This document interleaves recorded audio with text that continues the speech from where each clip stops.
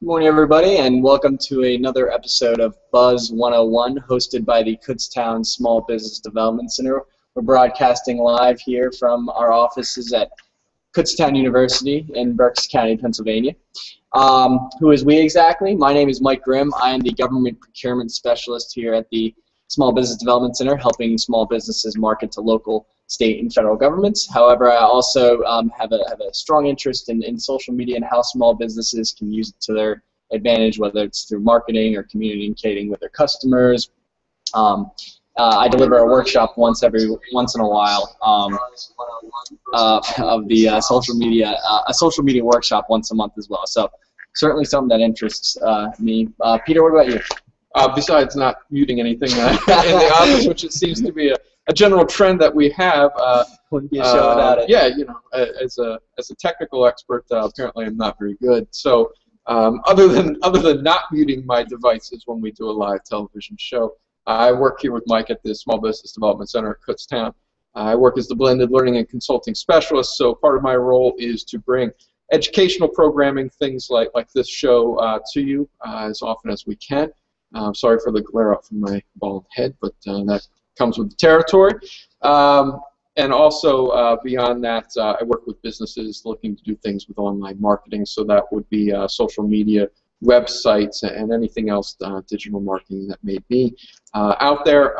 And one thing that we do offer here at the Kutztown Small Business Development Center is all of our services are both free and confidential. So if you ever have interest in working with us or becoming one of our clients, you can visit our website, kutztownsbdc.org, sign up to be one of our clients, and you get to work with either one of us or many of our other staff that work here. But again, our services are always free and confidential. Right. And you may be asking yourself, if you're new to the program, what exactly is Buzz 101? I mean, we're not up just here to look good, even though that's already a given. Buzz 101 is where Peter and I will be talking about different various topics with social media in relation to small businesses in particular. And the 101, we are only going to talk for about 101 seconds on each topic. Really just scratching the surface. Neither Peter or I are a guru or an expert on social media. However, we like to inject our opinions on these ideas, just to give you some things to think about and things that you can apply to your small business. So why don't we get started on the first topic, Peter? Go ahead. So some of you may have heard of a social media outlet called Vine, V-I-N-E. Where that name came from, I'm not exactly sure, but essentially what Vine is you can film a 6-second video with your phone. You literally just click a button, capture sound, and you can do it in breaks, or you can do it all at once. Essentially, it's literally just a glimpse of a video, and you know, some people have actually gotten very famous from creating these videos. A lot of people use them, young people use them as just creating some funny things. Sure. and you know, puns and stuff like that. However, you know, we're here to talk about business. You know, in 6 seconds, is there an application here for a business to create maybe a mini-mercial? I mean, there is a stat that videos are shared 1,200% more than text and links combined. I mean, that's a telling statistic. So is there, Peter, why don't you start? What do you think, is there an opportunity for a small business with this social media outlet Vine? I do. I think the name of the game when you're talking social media marketing in general is engagement. And if you're talking about anything like 20% more, 100% more engagement, I think you may need to look and see, is there an opportunity for you there? We're talking 1,200% increase. I think that's where you need to be. This is really what started us going off with creating Buzz 101, is to say video is the engaging space. YouTube is actually one of the most engaging social media platforms out there. I think Vine is very interesting. 6 seconds seems like not a lot of time. But I think you can get your point across. I think if you have a strong brand and it's consistent, I think you can do enough in 6 seconds to make it valuable. Yeah, I think you know, when any kind of marketing, you want to have a call to action. There's no reason I think that you can't have a call to action there in 6 seconds. You know, You can be silly. You can have a quick glimpse of a product and have a sale today. Yeah. I mean, there's a bunch of ways that you can do it. You have to be innovative with 6 seconds, but just goes to show you that nowadays with this generation, people really have short attention spans. They want instant gratification, which is why Vine is so popular. So think about what message you can get across in that 6 seconds and what kind of call to action you can have. Yeah, and again, remember the important thing is with social media, websites, everything, keep this within the overall context of your digital marketing efforts. Mm-hmm. So this Vine shouldn't be isolated by itself. This is part of your overall effort. Absolutely. All right. Cool. Next thing I want to talk about is a couple things related to social media myths. I hear this happen all the time. I talk with clients and they have usually really grand expectations, but maybe those aren't in line with what tends to be normal practice, documented practice. But I want to maybe just bring up a couple of these, see what your thoughts are. Are these really myths, or is there some maybe truth to this? And maybe some other things that maybe you've heard. But a couple of things that I thought were really interesting is when we talk about social media, we hear these massive numbers, 1 billion people on Facebook and all these things. So that the assumption might be that everybody's on Facebook or everyone's on social media and everyone's using it all the time. A couple other things are that I've seen sometimes with, especially with startup small businesses, is that I don't need a website because I've got Facebook, so I have a page. So I'm just going to bypass that whole section and just jump right in. My digital marketing is just going to be this free outlet through social media. Do you hear some of these? What do you think on some of these myths? And where do you fall? I mean, to the website point, I mean, websites, folks, they aren't going anywhere. They're still the kind of industry standard for a small business. I don't know how you feel about that, Peter. I mean, social media can help certainly drive more traffic to the website, certainly, because you can have a link to your website and get people to go there that way. But I don't see websites going anywhere. Another thing you mentioned was that everyone is on social media. Granted, there are a lot of people on social media, but are they on social media to go after business? Look for businesses and look for things like that. So, as a small business owner, think about how to attract those billion, a portion of those people. Because again, most people, a lot of people are there for like cat videos or to see what their friend ate for lunch. Not everyone's out there to look for businesses. So, which is why you really have to target your small business to the people that are using social media to find deals and stuff like that. Any other myths? Yeah, I think that leads into one of the final myths I wanted to bring up is that you have to be on every social network. So, this comes up, and you see it, and we even see it on our website. I've got links to Facebook, Twitter, Pinterest, YouTube, Google+. I don't think we need to be there ourselves, and I don't think our clients need to be involved in every social media network. Right. No, I agree with you. I agree with you, Peter. And this is a topic that we could do way longer than 101 seconds. There's things about return on investments. Maybe we'll hit some other topics. Yeah, and I think we'll bring these up as we go. But I think those things are myths. So use social media as you need it. Don't try to make it more than it really Find is. the right tool for your That's a great way your business. Yeah. I agree.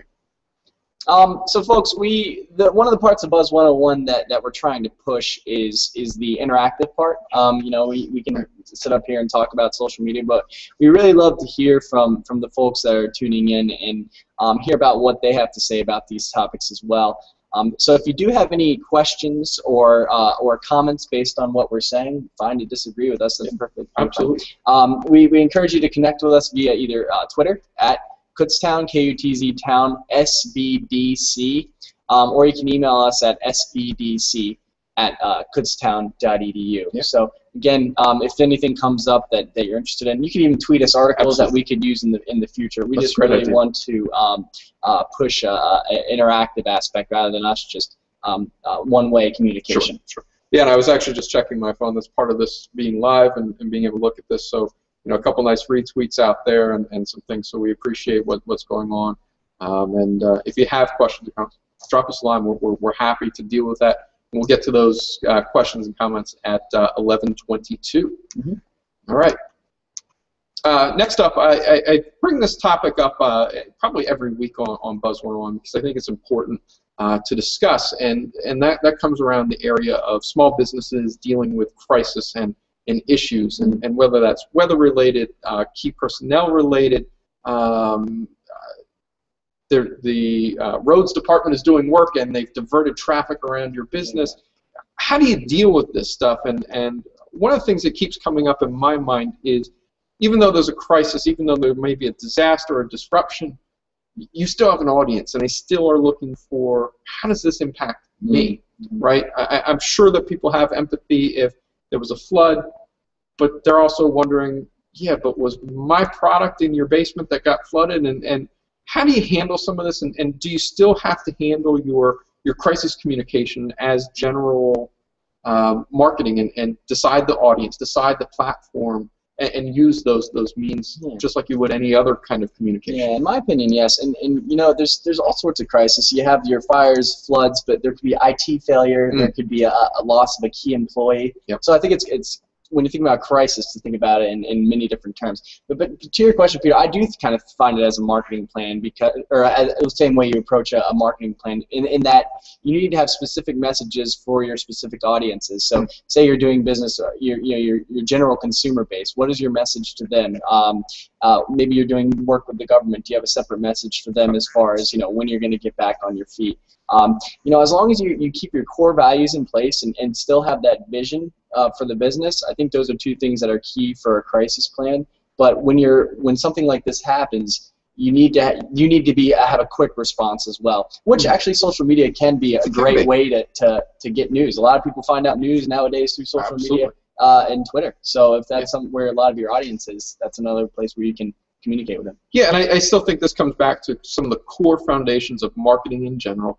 Know your audience, know your customers, and give them what they're looking for. So, you know, if there is a crisis, if there is something where you need to tell employees that you have to report somewhere else, or we're going to be closed, you know, they're still thinking, you know, well, do I have a job to go back to? What's going to happen with my paycheck this Friday? All these things are happening. So sometimes social media is great because it's instant and it's everywhere, but I don't know that you need to be communicating with your employees in an open space. So you really do need to be understanding what's the message, who's the customer, what's the best way to deliver that to them. Even if it is crisis communication, I think you still need to handle some of those traditional marketing components. Very true. Okay, so I'll tell you what, I Google, just for kicks, I'll Google social media fails, all right? And I encourage you to do it as well. And you'd be surprised, some really big companies, you know, airlines, McDonald's, you know, big clothing lines have stories. Grocery stores have articles where either an employee sent out a tweet from their own or thinking it was their personal account, and it ended up being the company account, or, you know, somebody tried to make it light of a story that it should not have been. Maybe it's a riot or something. And I remember the Egyptian riots. Some company made a tweet, you know, trying to poke fun at that. Didn't go over well. And we talk about this every once in a while on Buzz 101 about, you know, should you be tweeting off brand. But anyways, so we encourage having a social media policy, but within that, what do you think, you know, as far as an employee who mistakenly does something, or maybe does something on purpose, well, how do you feel action should be taken against that? Should it be swift and quick, or do you think there's, I guess it depends on the tweet, but what do you think about if a small business owner should have that in their plan? What should they consider? Yeah, I think they need to. I think that's why the policy is there. It kind of dictates how do we handle these things. And to me, what's important, whether it's management, parenting, marketing, whatever, consistency is key. So to me, there are degrees of social media fails, but I think you need to at least have a procedure to address those that is consistent. So if someone makes a small mistake, I still think it needs to go through a process and evaluation, and maybe that's you know, short term, that we don't allow them access to social media until the issue's been addressed and any either training or discipline has evolved and gone through. This is one of the other reasons why I always push that it's important to have a policy, but it's also important to have someone designated as the social media backup. It's, you know, I see it with a lot of companies. A lot of times social media is new and it's techie, so we just assign it to the youngest person in the organization, and no one else feels it's their responsibility, so they all just keep their hands off. this is why you need to say, we at least need someone as the backup in case something happens. Right. And just one thing to add to that, if you are going to dismiss an employee for a tweet, I strongly encourage that you change your password. There was a story about it was a company called HMV that had fired about 60 employees, didn't change their password. So, I mean, there was about 10 to 12 tweets from this employee. One said, I overheard my marketing director say, "How do we shut down Twitter?" That was a tweet. So really bad press for that company. It could have been fixed easily by changing the password. So just something to consider when you're thinking of if something like that occurs. You know. Great point. I shouldn't laugh. It's not funny. But, right, but no, someone's losing their job. But I mean, but the whole idea of again, of just ceding control to. Again, usually the youngest or the most technology-oriented person.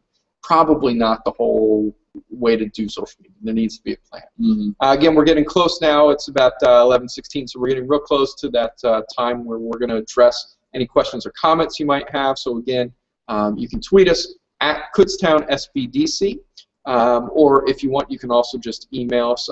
Give us a traditional email. Our email is sbdc@kutztown.edu. And again, what we'll try to do every time we do this show, especially in the live format, is we're going to try to take questions and deal with as many of them as we can. So we have about 7-8 minutes at the end of the show designated to deal with whatever you have on your mind, and that's what it's available for. If not, you get to hear Mike and I talk more about some things that we have to wrap up the show. So I encourage you heavily, send in some questions, send in some comments. We're here to take them, and we're here to deal with them. Cool. All right, on with the show. All right, next topic is blogs. We wanted to discuss blogs because, you know, every once in a while you go online, you go to one of the MSN.com or something, and someone has done a really clever blog or some sort of entry that has gone viral and it's shared by a lot of people, etc. Of course, we're talking in reference to small business, Peter, and you know, I don't think many small businesses think that blogs could really help them in any way. You know, automatically they think of Facebook, they think of maybe LinkedIn. But, you know, essentially what blogging is you're writing about anything, you know, something you're interested in or the topic, any topic you want. I guess my question for you, Peter, is where do you see value in blogging for a small business? Yeah, I think there's a couple spaces. One is it helps you take up some real estate in search engines. So if someone searches for your business or something related to your product, you control some more space on those search engine results. So you should have your website should be there. It'd be great if we could have some social media pages, but it'd be also great if you have a blog there. You're kind of dominating that space. So if someone's looking for a product or a service, the more entries you can take up in those 10 responses, the better. I think it's a huge way to expand on the story that you really can't get into in social media. So if you have that Vine, that's 6 seconds, it'd be great if you could have that attached to a blog that tells maybe the rest of the story and ties it back to your website, and everything then I think builds on itself. So to me, I see it as an amplifier of the marketing practices that you already have in place. Sure, and just in general, it can be your opportunity to share your knowledge of a certain art or of you know something that involves your business. So if you're an artisan of some sort, you know, you can blog about new techniques or something like that. Kind of way to show your expertise. And nice thing about blogs is folks can comment on blogs just like they can comment anywhere else. So you can get instant feedback on that kind of stuff. I mean, just a former English teacher here, always proofread your blogs. Just bad grammatical mistakes reflect ultimately badly on your small business as well. So set a time, maybe one a week even, but be consistent and again, keep it focused around your company's brand. Okay. Good. All right. Something that pops up on my inbox a lot is I see a lot of things happening on LinkedIn. And I'll be honest, I don't really see a lot of the benefit to LinkedIn. I'm there. I'm linked with a few people. Like I said, I probably get 8 or 9 emails a week from LinkedIn. Most of the time, I just delete them right away. I just don't see a lot of the value. Maybe it's because I'm not looking for a job. I don't know. I don't know if that's the case. I am, we'll call it fiercely introverted, so maybe it's also the fact that I like being by myself, so I don't know. So I don't know if it's just something personal for me, but I wanted to look at building a great profile there. I think it's really important. If this is going to be this ultimate representation of you, your professional career, both near term and past, how do you create a great profile that really shows who you are? And I know one of the things that we've tried to do here with some of our interns is get someone in that knows how to take good photos and help students get some quality pictures behind. I always feel bad when I see pictures and there's just part of someone's shoulder that was cut out. I don't know if someone, maybe I've seen that on some other page. I don't know. But I always feel bad because it's a nice picture, but you've got someone else's arm in there. It just doesn't have that same level of professionalism that you have when you go into all of your other content, your resume. It sounds, wow, this is great. This person is highly educated, very professional, but we're cropping pictures out of a wedding that you attended in 2008. Just doesn't seem to match up to me. What other thoughts do you have about making a great LinkedIn profile? Yeah, that wedding I cropped it out of was 2013. All right, 2008. It is actually from a wedding, but it's a good photo. And folks, no selfies, all right? No selfies on your LinkedIn profile. Yeah, it doesn't take much to have a good profile picture. Whether you want to have it right up against the white wall. I know a lot of people on LinkedIn just do that, but it's not just a nice little headshot is I think all you need for a profile picture. Probably not something out of your phone, but I'm sure go in your friend pool. Somebody's got to have a camera. Absolutely. Photography is pretty big. Another thing I recommend for improving your profile is there's something called endorsements where you can actually endorse folks for skills. So you can endorse them for social media. You can endorse us for social media expertise. You can endorse us for marketing, stuff like that.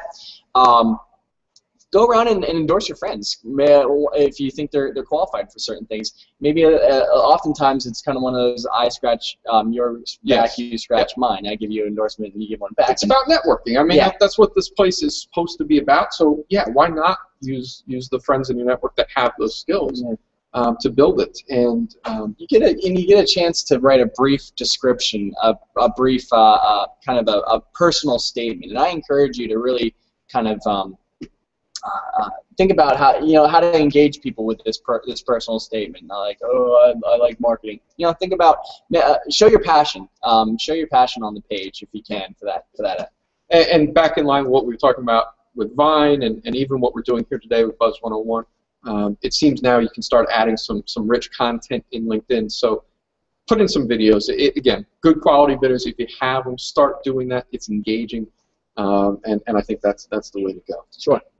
All right, we've hit 11:22. Yeah, so this is our time during our show where we look to you guys to address a question or a comment. Yeah. We've got some. We've got some. Good. And we're looking over the Twitter feed and email to see what we have. Where do you want to start? We'll start over. We have an email from Jill. And she mentions there's sorry, I'm looking over this way. This is where our questions are. So apologize not making eye contact. It's a recreational company seeking to add beyond their adventures by entering into a gently used equipment store on a consignment basis. What venues would you think to recommend? eBay, Amazon, thoughts? So I think ultimately it's going to the point of e-commerce. You're starting maybe a store and you want to sell online. Yeah. And this one in particular is an equipment store with gently used equipment. Do you have any thoughts on the different outlets they might be able to use? Yeah, I've seen this a lot, especially I see it a lot with books and used books. I see this where people have a retail kind of front-end establishment where they're doing some of their general business, but they also are cataloging, documenting, and listing those same products on eBay or affiliates with Amazon. I think that's a great way to do things, is to get that piece out there. Much like we were talking about a segment or two ago about controlling the real estate. The great thing about spaces like eBay and Amazon is they're indexed really regularly by Google. So you're going to get some of these things picked up. So again, you're going to get some other links. You're going to get some other traffic that you might not have otherwise got. So I think eBay is a great space and place to affordably try that market. And just like anything else, go in, dip your toe in. If it works, wade in a little deeper. If it's not working, maybe you need to pull back out a little bit and try something else. Maybe your equipment might be too expensive to do on eBay. People might want to see it and test it. So to me, try those spaces. Try a space like eBay. They're great to work with, and I think it's worthwhile. Yeah, just know that a lot of those rely on reviews from the customers once they buy something from you. So if you are going to go on those outlets, make sure you have your shipping and receiving kind of process involved, as well as knowing what used means. You know, make sure you have a very specific description if there's scratches on it, because that could result in a poor review, which could kill online business. I agree. One that came in here, I think this is just a general question. This is great.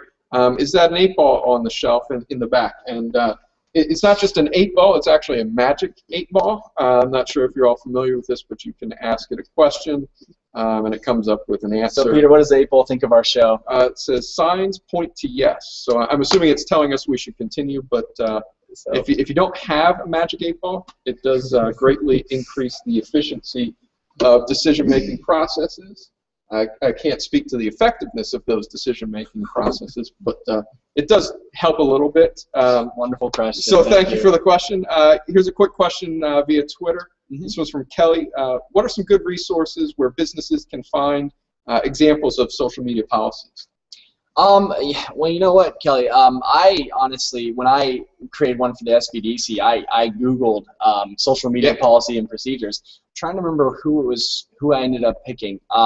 But essentially, it was just outlining it was in different sections, and it outlined who's in charge of the policy, and there was some maybe legal language in there that I maybe cut out a little bit of it. But the general gist, if you just do a simple Google search, I don't have an exact site of a template or anything like that, but you can look at what some other policies are. You can even add small business to your Google search, small business social media policy. Google's a great tool that I would certainly recommend, Kelly. Okay.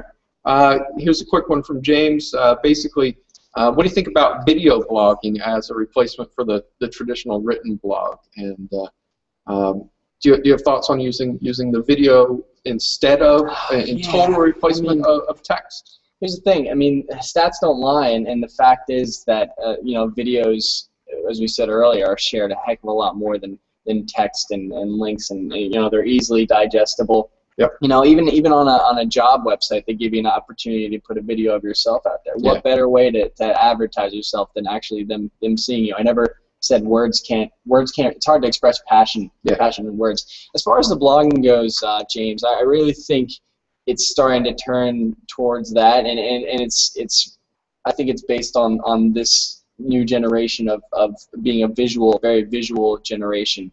And seeing a long block of text can be, kind of intimidating for these folks that have short attention spans. Anything to add on video? Yeah, I don't say always, but a lot of times I'll come from more of the technical aspect. I love video. The problem is it doesn't get indexed the same way through a search. So if you're going to do video, make sure you have really good descriptions with good keywords, so that if someone's searching for things on Google or any other search engine, that they're still going to get connected to some of those keywords. So I love the medium. I think it's very engaging, but you still need to do some of that written work to make sure it's findable. So we got about 2 minutes. Let's just take one last one real quickly. This one came in from Ashley, just asking, even if a business isn't sure they're going to engage in social media, should they go out ahead of time and basically reserve some of those spaces in social media so that there's not the opportunity for someone to basically steal that domain from them or use it against them? Yeah, I mean that's actually a fairly good question, and never really popped in my brain until Ashley mentioned it. But I think that's not a bad idea. It never hurts to take up real estate before. If you go on GoDaddy.com is a good spot for domain names. You'd be surprised on how many domain names are already taken. So I don't know if you agree, Peter, but I think that's not a bad idea to stake that claim prior to. Yeah, I think you should take the time. Again, make it part of your plan. Even if you're not going to go actively in that space, you may want to take the time. Nice thing is it's free. You can put it on lockdown. Most of these places you can still keep it private. so no one's going to see a blank empty page. Right. But even if you don't do that, even if you have a business, listen. I recall about a year ago, one of our colleague SBDCs, I caught some tweets that were going out from what appeared to be a local SBDC, and it really was someone using a very similar username. Right. You got to be listening as well. So the point is, be cautious, and I think Ashley has some great questions. Go ahead. You may want to reserve some of that space. Yeah. So great questions and keeping us on our toes. And this half hour has really flown by. Yeah.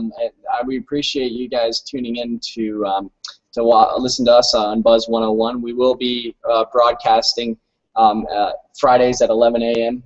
Here from the Kutztown SBDC. So look for us next week as well. Anything to add here? No, I think that's where we'll wrap up. And again, we'll keep engaged. If you have questions any point in time, send them through to us via Twitter, via any of our social media, or email.